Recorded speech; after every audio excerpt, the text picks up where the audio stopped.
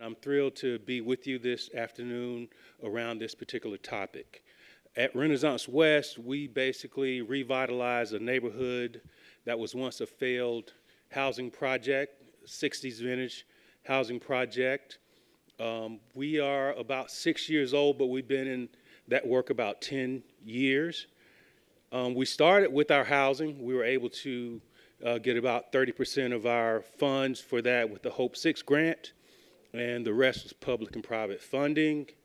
We opened our pre-K to 8 school in the summer of 2017, and it's a public school, but we have a unique agreement with our local school system to implement the purpose-built schools, Drew Charter School education model. And then we raised some private funds to build and operate a child development center, and it was really our early learning center, and brought in the YMCA of Greater Charlotte as our operator. So there's a lot going on in Charlotte, but we're just getting going. I was explaining to some people in the previous session, it's kind of like when you look at purpose-built Eastlake, it's probably the parent, and we're like a awkward adolescent. So, but a lot of good stuff. Around our early learning center, as all of you know, the early learning is fundamental to all of our cradle to college educational opportunities. And those of you who are the scientists and the social scientists know that things happen with our children prenatally through the early years that never happen again in life that set them up for capacity for success. Again, we opened our center about 18 months ago, and lots of challenges, but lots of really wonderful things going on.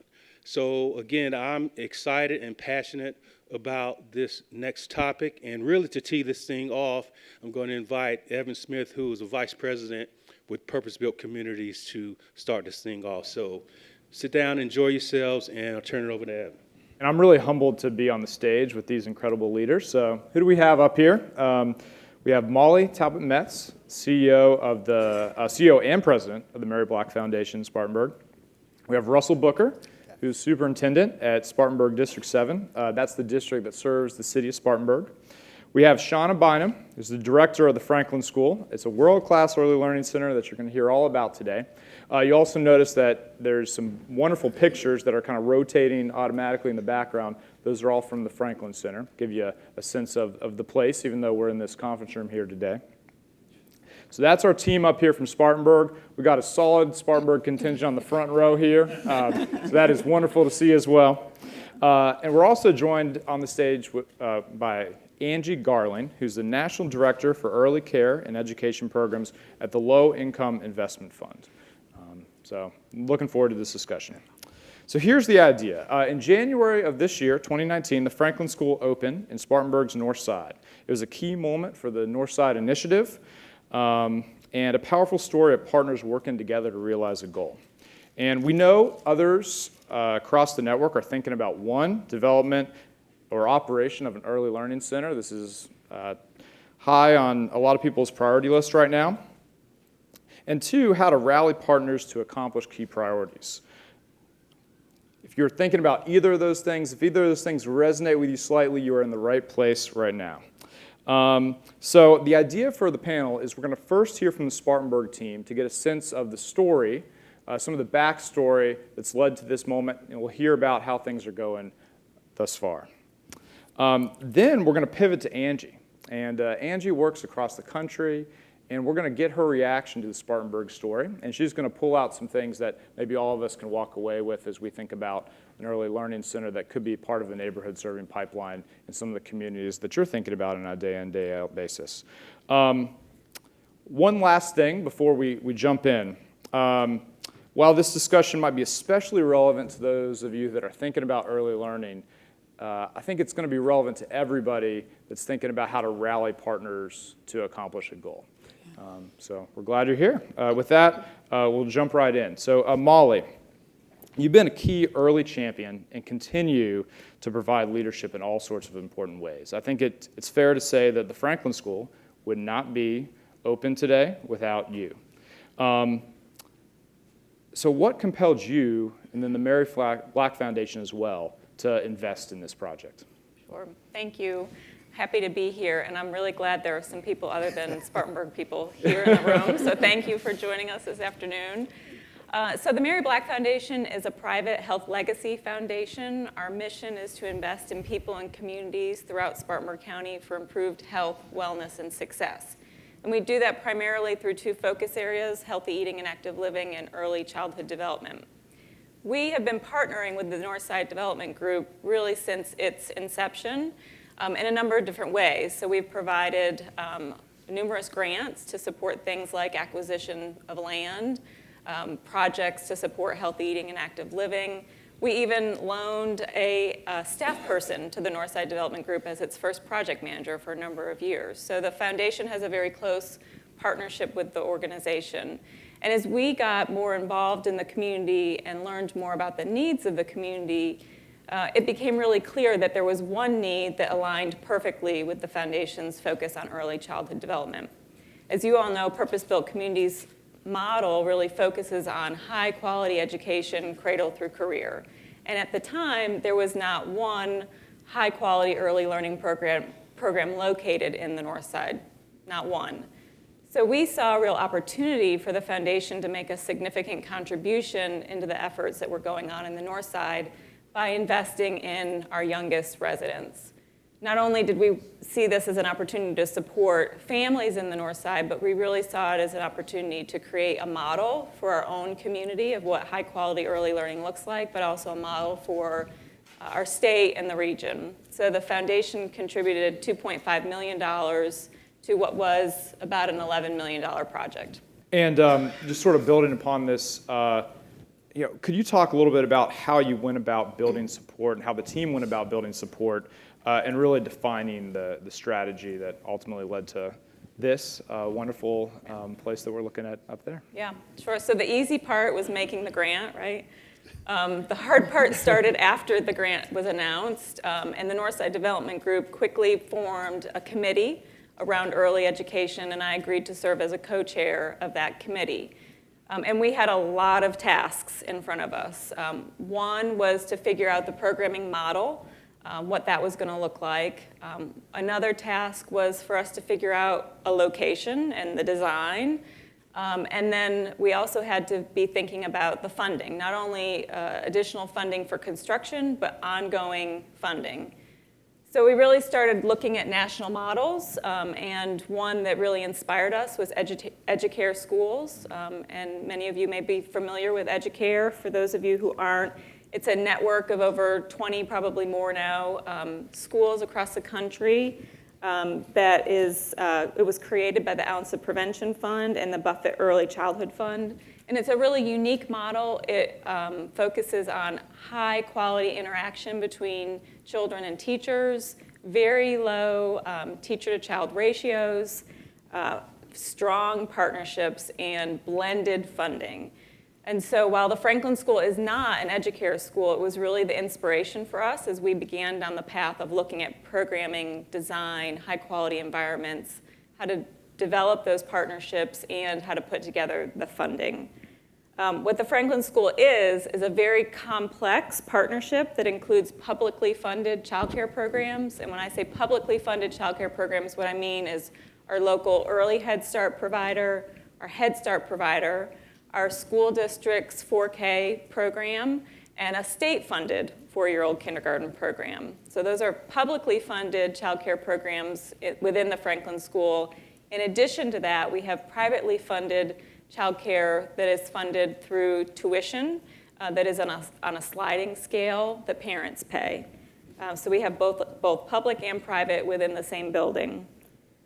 In addition to those partnerships, we formed a partnership with our local university, the University of South Carolina Upstate, and they are working in the Franklin School as a demonstration site or an early learning lab for their education department, as well as professional development for the teachers at the Franklin School. So I'm sure Shawna will talk more about how that partnership is working, but I think it's exceeding our expectations.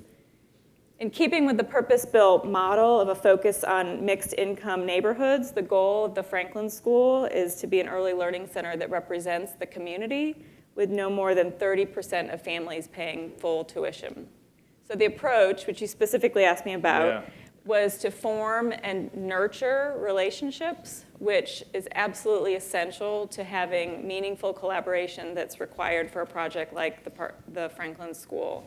And that takes patience and persistence.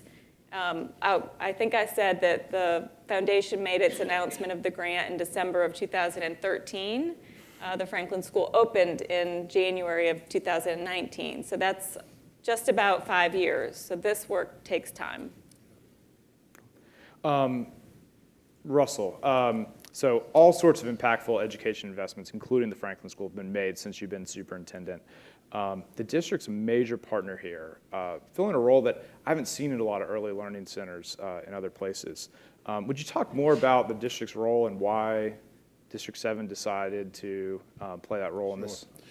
So Spartanburg 7, we're one of 7 school districts in Spartanburg County. Countywide, we're about 47,000 students.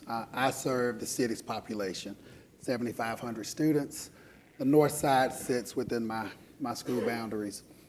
We've been on this journey with purpose built from the very beginning as a school system, which I think we were the 8th community in the network. And Evan's been a big part of this journey with us, so I want to thank you. As Molly mentioned, it was a desert. We talk about food deserts, but there was no child care on the north side, and we all know the importance of early learning. So as they started having conversations about opening a high-quality early learning center, we knew that was something we wanted to be a part of. MACK, I appreciate you talking about your work with the Charlotte school system, and I think Kia talked about their work with the Wake County schools. We have a lot to offer in our public schools if we can just all come to the table. So some of the things we brought to the table from the beginning, there was a $1.5 million investment that our school district made in the center towards the capital project. Molly has a full-time job, so she really doesn't have the capacity to try to oversee a construction project. So my chief operations officer, my director of maintenance, they provided the day-to-day, on-the-ground work, making sure that we were taking care of the owner's interest, working with the contractor and the architects. As we've opened the school, we provide the operational support for the school. There's transportation for the 3 and the 4-year-olds, the food service department, maintenance in the building, all of those things, the property insurance on the building, we provide those resources towards the center. I serve on an executive committee along with Molly and Bill Barnett and a number of other key partners in this project to make sure operationally we're doing the things that need to be done. My chief academic officer serves on a programmatic side of this. They had a meeting today. Shawna had to miss it. So we're intimately involved not only in the day-to-day operations, but what's going on with the programming. And of course, our benefit is we're going to have children coming to us ready. Yeah. So it's a win-win proposition on both sides for us. Bill Barnett is sitting in the front, and he opened us up yesterday. He talked about the bureaucracy that we sometimes have with this work. Now, this was an easy proposition for the board because with the funding structure, one of the things that'll happen in some 6 years or so, that building belongs to the school district, and you see the building. So, you know, that was an easy investment for us as well, and we're looking forward to making sure this sustains itself for generations to come. So those are just a few things we've been able to bring to the table. Wow, thank you. So Shawna, you're the director. We're looking at these beautiful pictures. We're hearing about it. You know, I've been there. It's an incredible place. Congratulations to you and the team. How's it going? I mean, what are some of the things that have been especially exciting? What are the things that have been surprising, challenges? Tell us about how it's going. Well, it's going great. It's going really well. We kind of started out with the advisory board, and we talked about, the things that were going to be very important to us in regards to a philosophy, a mission, a vision, the goals for the Franklin School. And so the number one thing was to serve children and families in a relationship-based environment, as well as embracing brain development, best practice, high quality, developmentally appropriate environments. And so we are really excited that we have all of those things in place. We have a really great relationship with USC Upstate, so that's a huge piece for our professional development. From the beginning, the first thing that I talked with all of the teachers about is that we were going to spend the first couple of months just in relationship. You know, spending a lot of time talking with getting to know the parents, getting to know the children, developing that relationship, because we know that that is the most important piece to the Franklin School. We have families that come that they don't understand that children learn through play. So before you can begin to talk with them about that, you have to have a relationship. So that was the beginning piece for us. We also developed a rubric so that when we began to take enrollment, we would have an opportunity to be fair and to stay positive and in our model, and make sure that we were honest in the model, and make sure that we geared that enrollment, first of all, to the north side. So we have been able to do that. Currently, 88% of the children enrolled at the Franklin School are children from challenging situations or low income, that sort of thing. So we are following the model that we talked about. We have been able to have two very successful parent engagement pieces. We had over 100 some families to come out, and we talked to them about different things that they can do with their children to increase reading, to increase math, and especially to increase the engagement piece that some parents are not aware of just yet. It is a really good situation because we also have the different partners that we talked about, and so I have been able to see all of the partners come together, the programs come together, and we spend a lot of time together. We are a family now, so that's a really great piece. And so we have a lot of really great things going on at the Franklin School. Awesome. So something you all can't see up there on the pictures is that the Franklin School sits literally across the street from Cleveland Academy. So the Franklin School serves birth through pre-K. Cleveland Academy serves K through 5. So I'm hearing Carol Naughton in my head, which I do every once in a while. And one of the Carol Naughton maxims is co-location does not equal collaboration. And so I'd love to hear Shawna, and maybe you too, Russell, talk to us about how that connection between the Franklin School and Cleveland Academy is being strengthened and nurtured, or maybe as is still getting going, some of the things you hope to see in the future.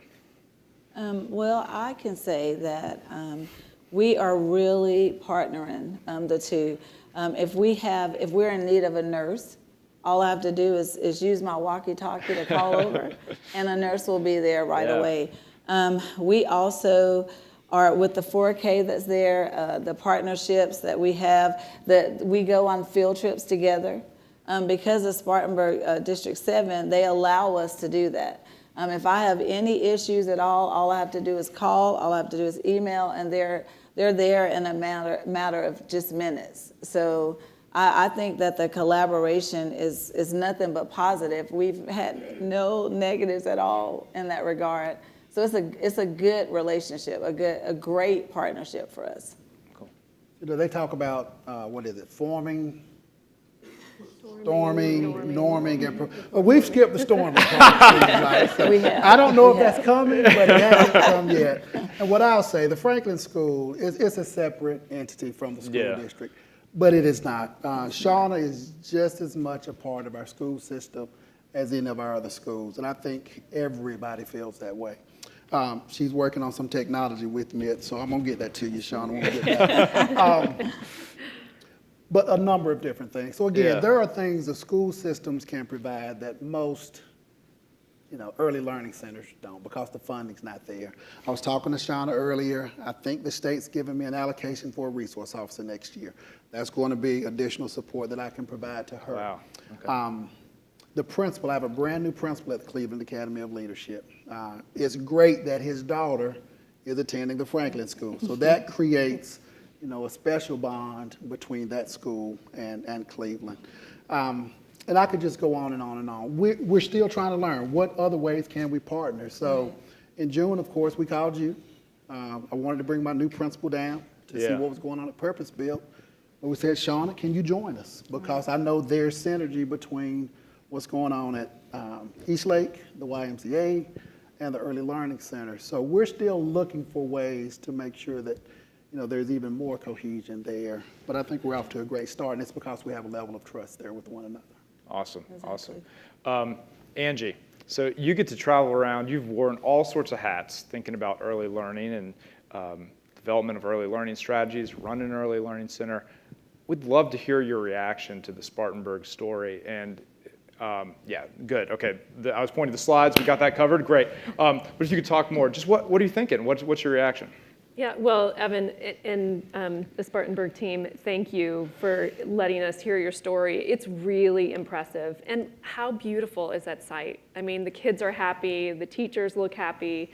It's physically beautiful, and don't our communities deserve that? Yes. Not just the children, but the teachers who were there, you know, that is their workplace. And, you know, we think about all of the places that children spend their days, you know, if they're lucky enough to get a space in early care and education in an early learning center, sometimes it's dingy, it has, you know, bad air quality, it has bad lighting. This is beautiful, it has great lighting. So whoever designed your center, you know, kudos to them, because that is a happy, light-filled place for kids to be.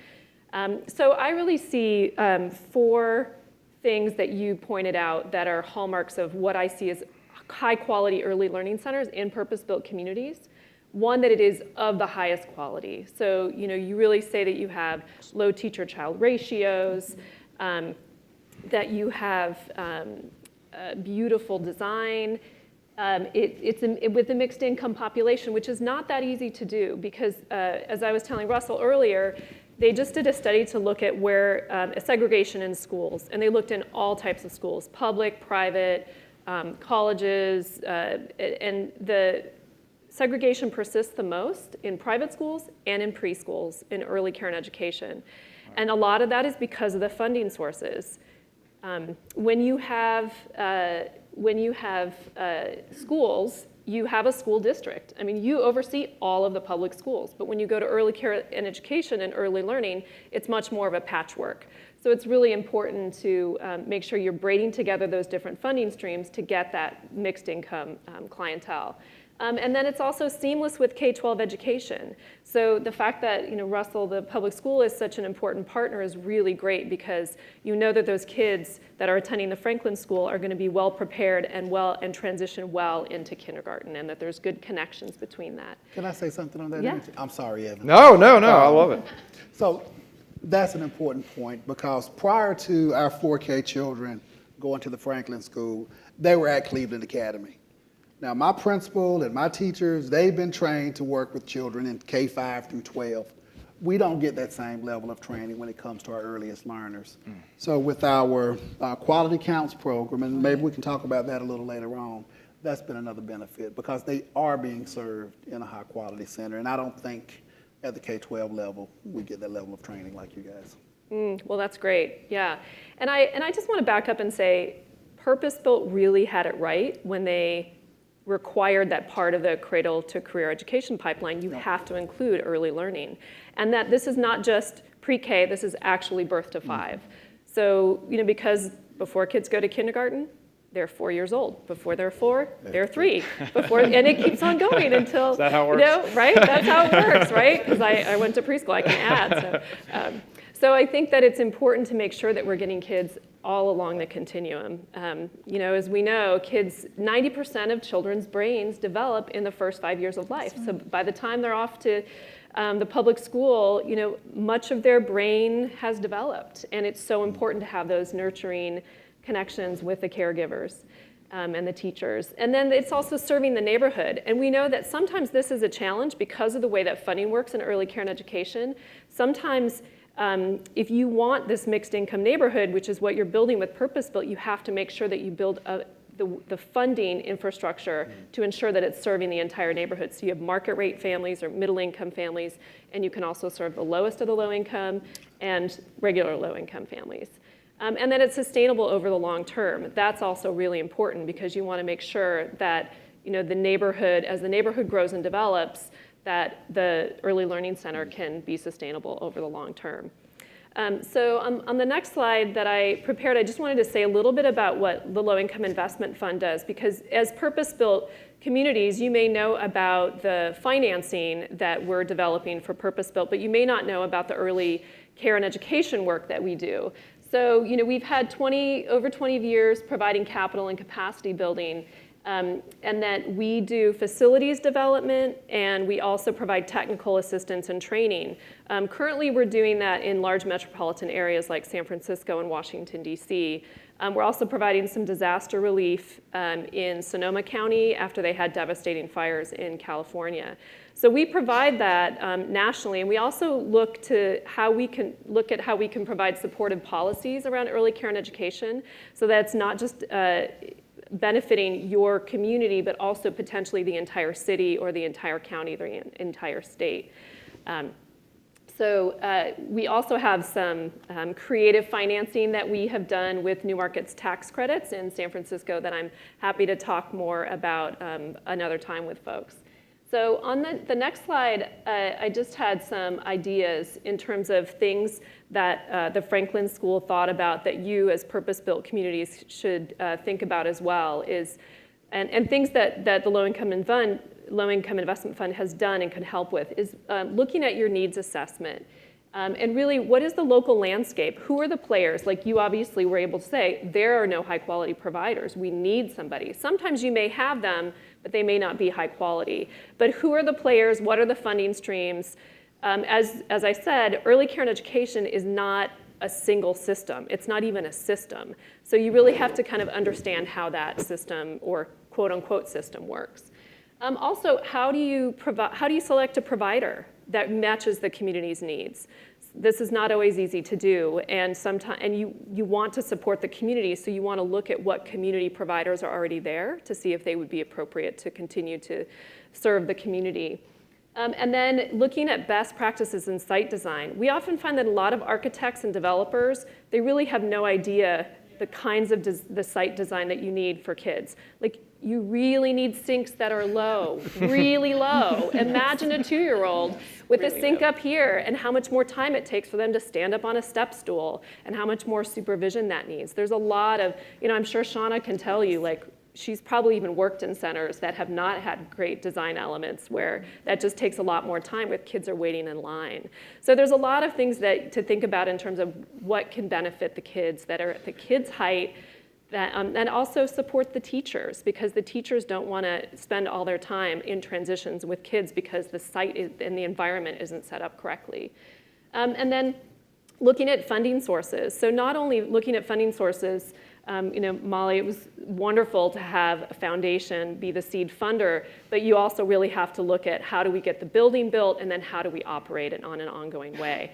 So those are some of the things to think about. And there may be some funding sources that you can draw down that are related to early care and education that may not be part of the other parts of purpose-built that you're looking at that are specific to early care and education. And then finally, to connect the EC provider with technical assistance services. So, as you may know, people who work in early childhood, they don't go into the field of early childhood to be real estate project developers or project managers. That's not their thing. So they often know what they need for their site and for their facility, but they may not have the time or the wherewithal to know exactly how to manage with landlords or manage with developers. And so they really often need technical assistance around business skills, around negotiations with leases and different things like that. So those are some of the things that are helpful to think about. Early care and education generally is a very under-resourced, very under-financed field, but it is one of the most important things and one of the most important sectors for the development of our children. And so I just really commend the Spartanburg team on everything that you've done.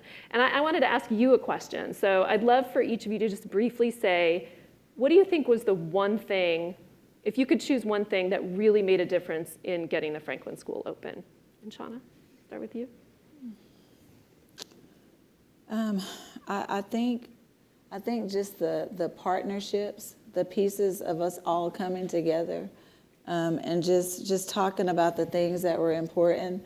I think the layout, as far as, like you mentioned, the low sinks, some of the things that we talk about, the teachers talk about, are the place for mats and cots rather. I mean, we have a place an actual closet for those, and you know that normally if you don't have that, then you have children climbing on those, and so we have a place for those. In the multipurpose room, we have a bathroom, so teachers don't have to leave out, and they don't have to be out of ratio. So I just think that in regards to the pieces in the beginning of us all coming together, the experts in the way of health and safety, and then in the design of the preschool, I think that those were very important pieces when we started out with the Franklin School.